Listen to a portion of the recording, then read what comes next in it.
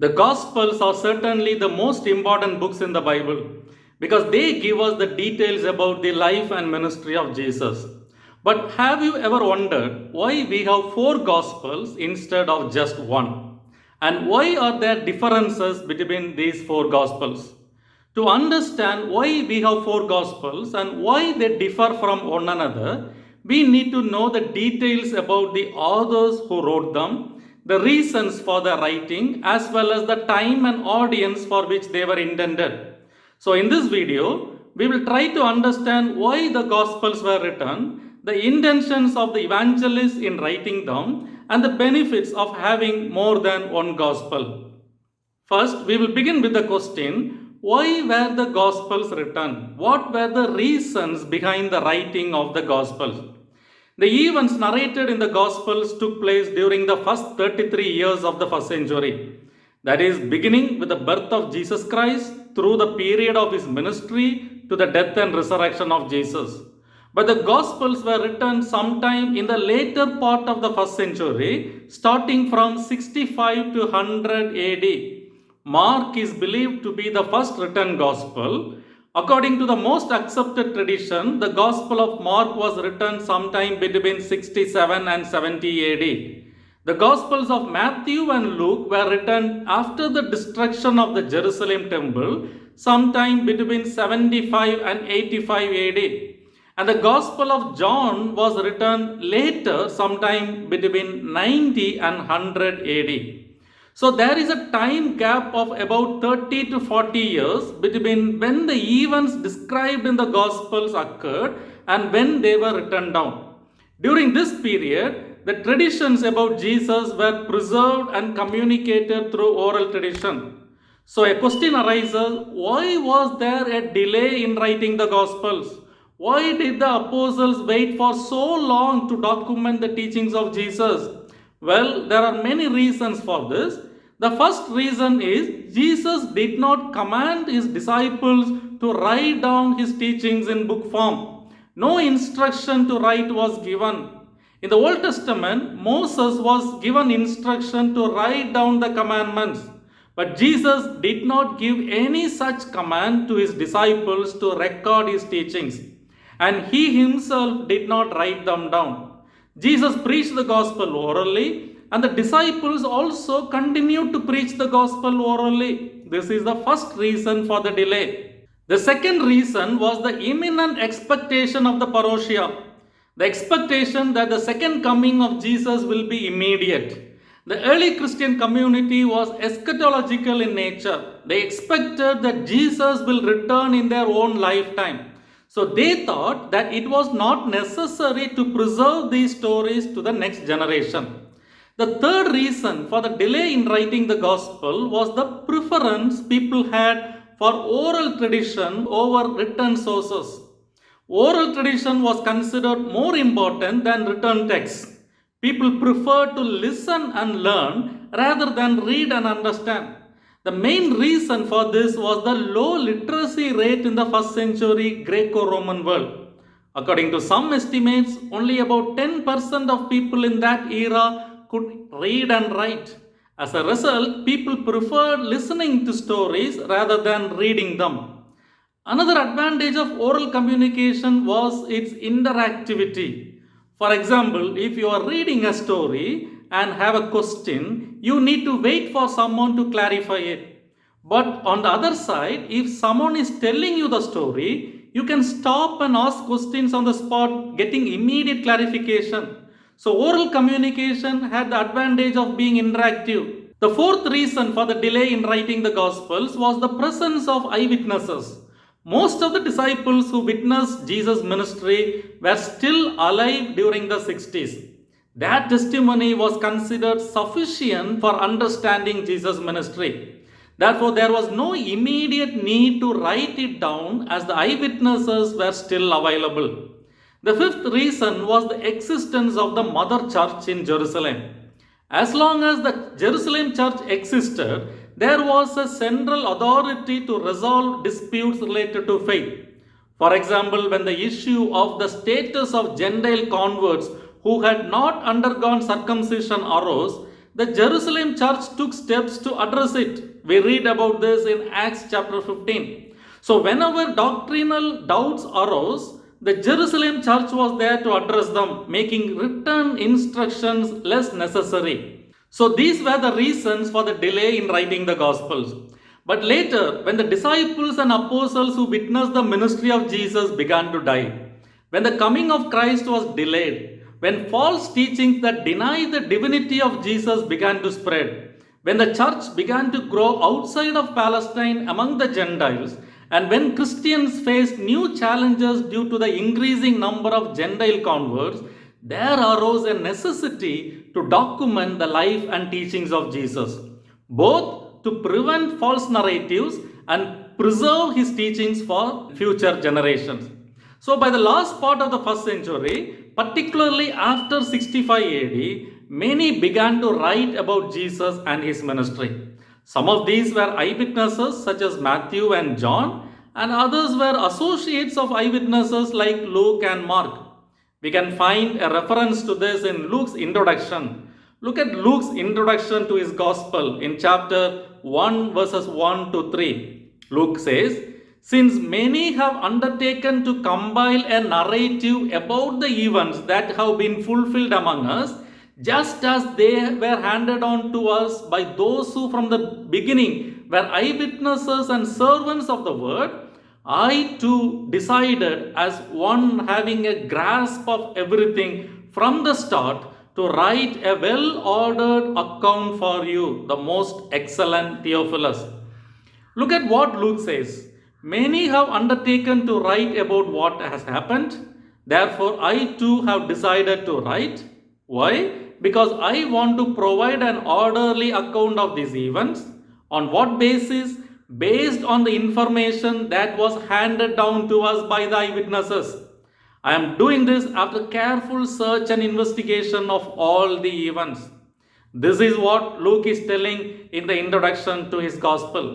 So we know that several people began to write about Jesus based on the sources they received. These authors had a unique audience, cultural context, and theological purpose in mind as they composed their gospel.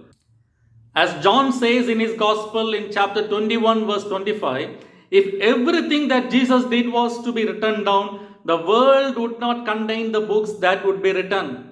So the purpose of the gospel writers was not to provide a full detailed biography of Jesus. Instead, their purpose was to explain the salvation that Jesus Christ earned for humanity through his death on the cross. That is why approximately 60% of the gospel's content is directly or indirectly related to the events leading up to and including Jesus' death. As Martin Keller says, the Gospels are passion narratives with an extended introduction. That is why they are called as Gospels, good news, rather than biographies. So, biblical scholars recognize at least a three-stage process in the development of the Gospels. The first period, approximately AD 27 to 30, is the time of Jesus' ministry. The second period, approximately AD 30 to 65, is the time of oral tradition, when the teachings and events of Jesus' life was passed down by word of mouth. The final period, approximately AD 65 to 99, is when the Gospels were written down and compiled. Although there were many written accounts of Jesus' life and teaching in the early years, over time, only 4 of these books, Matthew, Mark, Luke, and John, were accepted by the church and incorporated into the canon. 2 of these, Matthew and John, were the disciples of Jesus, while the other 2, Mark and Luke, were in close contact with some of Jesus' disciples and apostles. So, secondly, let us see the purpose of the evangelists in writing the Gospels, the intention of the Gospel writers. The 4 Gospels, Matthew, Mark, Luke, and John, were written with different audiences in mind. Matthew wrote with a focus on the Jews. Luke wrote with a focus on the Gentiles. Mark wrote with a focus on Roman Christians. And John wrote with a focus on persecuted Jewish Christians.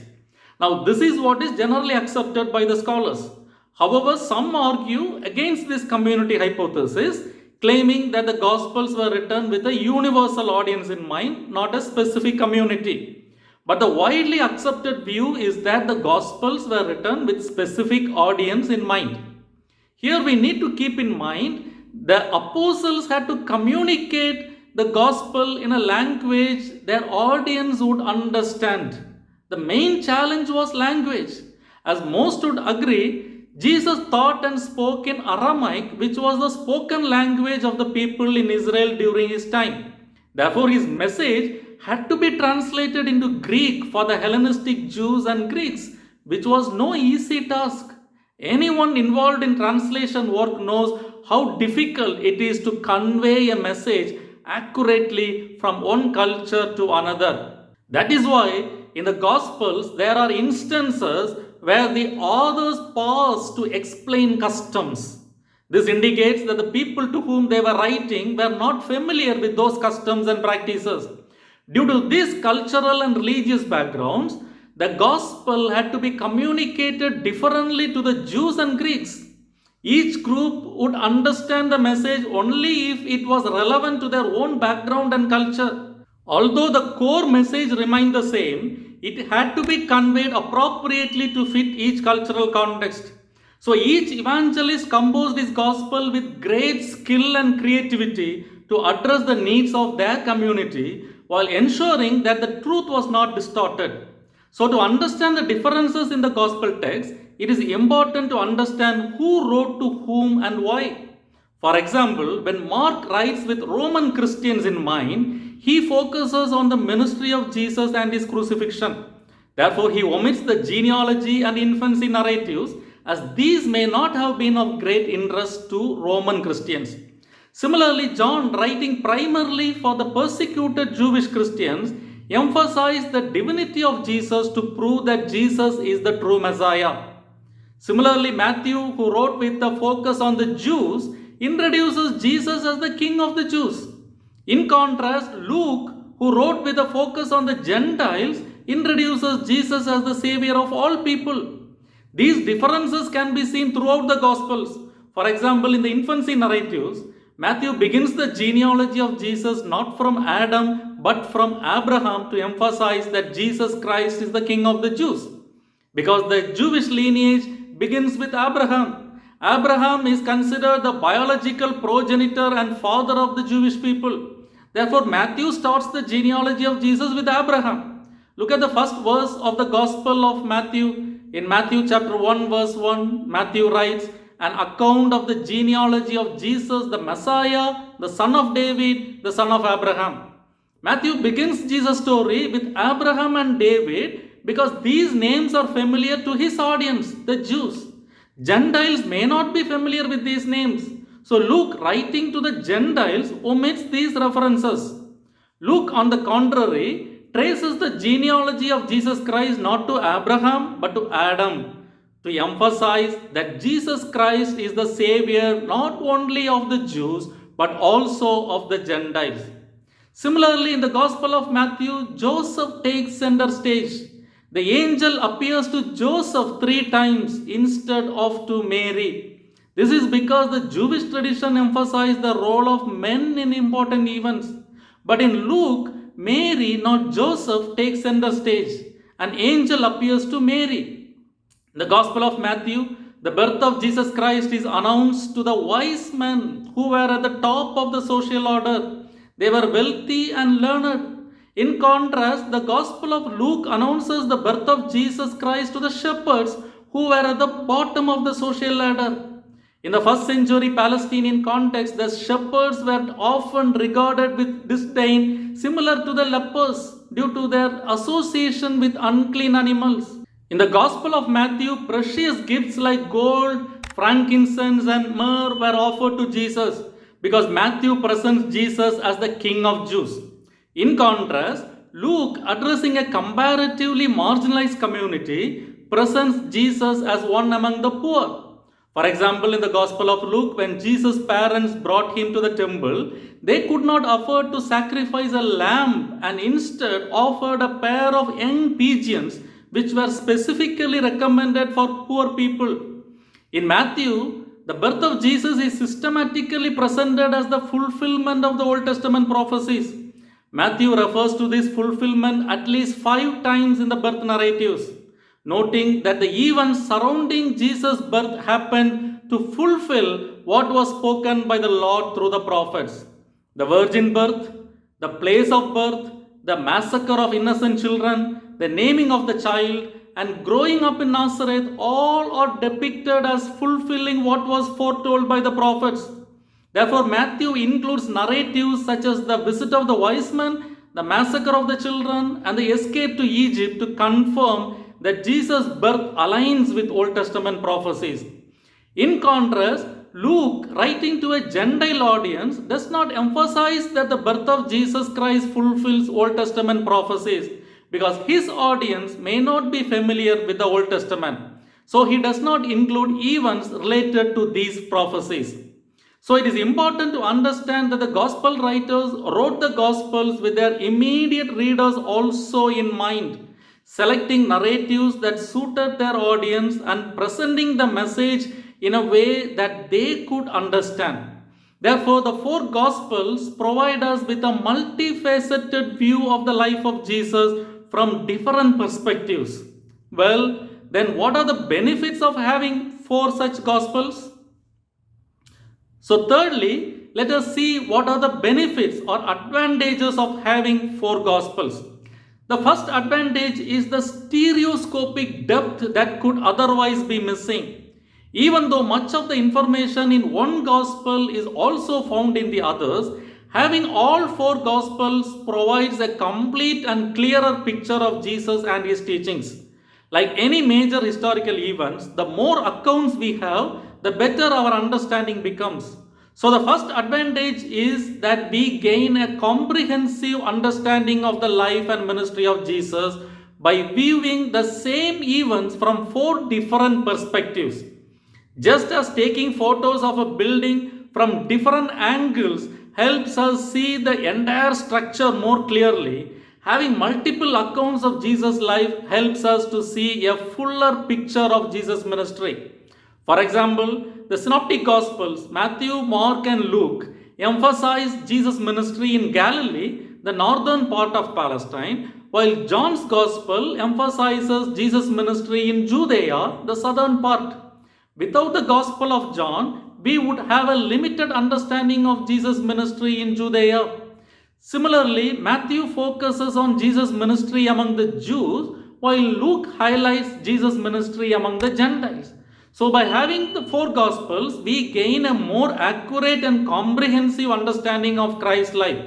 For example, without the Gospel of John, we would not know the duration of Jesus' ministry, as only John mentions Jesus visiting Jerusalem 3 times during his ministry to celebrate the Passover festival. From this, we infer that Jesus' ministry lasted more than 3 years but less than 4 years. Likewise, only the Gospel of Luke provides information about the age at which Jesus began his ministry. Luke says Jesus was about 30 years old when he started his work. Thus, these 4 Gospels collectively give us a comprehensive understanding of the life of Jesus Christ. The second advantage is that it allows us to objectively verify the accuracy of the accounts. According to the Old Testament, a judgment in a court of law should not be based on a single person's testimony. It requires at least 2 or 3 witnesses. Hence, having different accounts of the person and ministry of Jesus enables us to assess the accuracy of the information we have about him. The third advantage is that we can glean information from the other Gospels that might not be recorded in one. For example, in the event where Jesus fed 5,000 plus people with 5 loaves and 2 fish, though all 4 Gospels record this event, only John gives the additional information that the bread was made of barley, the chief food of the poor, and that the food was donated by a young boy. Mark and Luke tell us that people were seated in rows of hundreds and fifties. Matthew reports that women and children were also present. So from each Gospel, we can learn the details that one failed to report. The fourth advantage is that the differences between the Gospels speak of the independent nature of the writings, that they did not just copy from each other, they were theologians and interpreters in their own right. Thus, the independent nature of the four Gospel accounts, while agreeing with their core information but differing in perspective, indicates that the record of Christ's life and ministry as presented in the Gospels is both factual and reliable. The Gospel is one, there is no disagreement on that. However, this one Gospel has been presented to us by four different writers, each from a unique perspective. So let us thank God for this multifaceted Gospel and be grateful for the richness it adds to our understanding of the life and teachings of Jesus. That's all for today. If you found this video helpful, please like, comment and share it so that others can benefit as well. Thank you. God bless you.